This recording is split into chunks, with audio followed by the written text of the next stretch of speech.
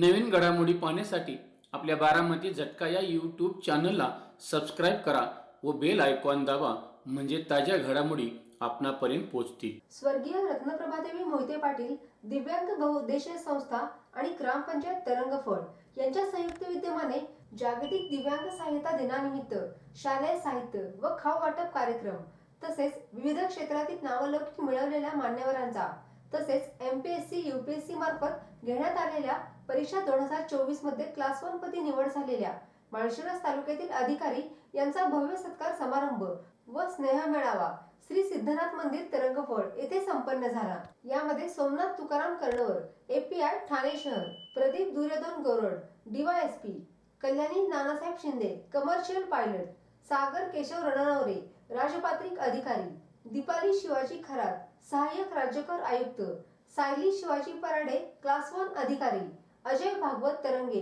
अभियांत्रिक सहाय्यक, काजल विलास भोसले, राजपात्रिक अधिकारी, रोशनी अशोक काळे, महसूल सहाय्यक पिंपरी चिंचवड, अहिल्या प्रेमानंद नरुटे, महसूल सहाय्यक गडचिरोली यांचा भव्य सत्कार संपन्न झाला। यावेळी अनेक मान्यवरांसह विद्यार्थी व ग्रामस्थ मोठ्या संख्येने उपस्थित होते।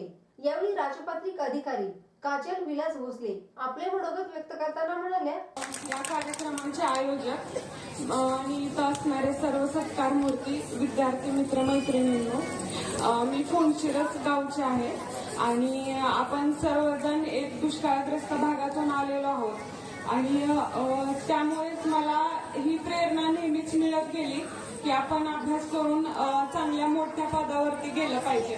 माझी ओळख करायची झाली तर मी काजल बेबी विलास भोसले, बेबी माझ्या आईचं नाव आहे आणि ते मला सन्मानाने घेण्याची आता गरज वाटते।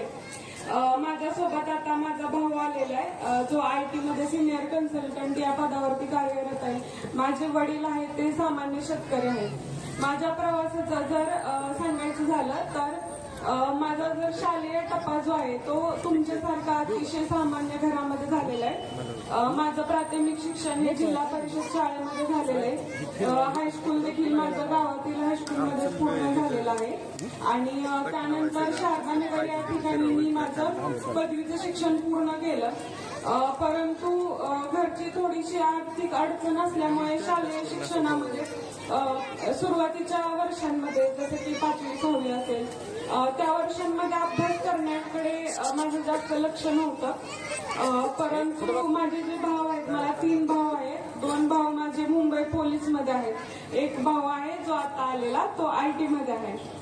तर असं सगळं वातावरण होतं, त्यामुळं मग माझ्या भावांकडूनच मला प्रेरणा मिळत गेली की परिस्थिती किती जरी वाईट असली तरी प्रवाहाच्या विरुद्ध दिशेने आपल्याला जाता आलं पाहिजे, आपल्या स्वतःचं अस्तित्व निर्माण करता आलं पाहिजे।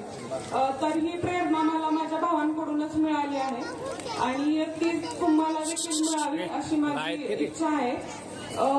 त्यानंतर माझ्या ज्यावेळी अभ्यासाला मी सुरुवात केली त्यावेळी देखील आर्थिक अडचणी तर सगळ्या संपल्या होत्या, परंतु जे मानसिक दडपण असतं, प्रवास एवढा मोठा असतो, त्यामुळं जी साथ मला घरच्यांची लाभली त्यामुळेच मी आज या ठिकाणी उभा आहे।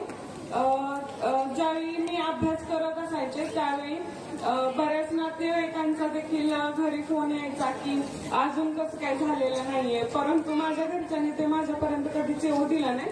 रिझल्ट लागल्यावरती त्यांनी मला ते सांगितलं आणि माझा नंबर देखील ते कोणालाच द्यायचे नाही। त्यांचं म्हणणं असायचं की कॉल केला तर खूप वेळ तिथं जाऊ शकतो, त्यामुळं घरच्यांची देखील एवढी मोठी साथ मला लाभलेली माझ्या प्रवासामध्ये, त्याचमुळे मी आज या ठिकाणी उभा आहे।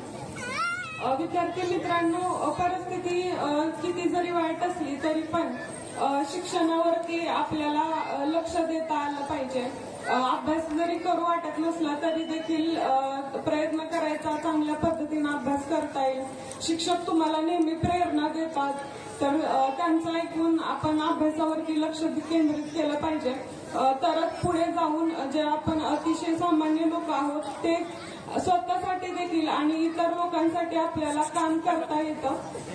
त्यामुळं सर्वांनी आपल्या शालेय शिक्षणामध्ये चांगल्या पद्धतीने अभ्यास केला पाहिजे। त्याचबरोबर शालेय अंतर्गत ज्या काही स्पर्धा असतील त्यामध्ये सहभागी होता आलं पाहिजे सर्वांना। विद्यार्थी मित्र मैत्रिणींना माझ्याकडून ऑल द बेस्ट आणि मला इथं बोलण्याची संधी दिली त्याबद्दल थँक्यू.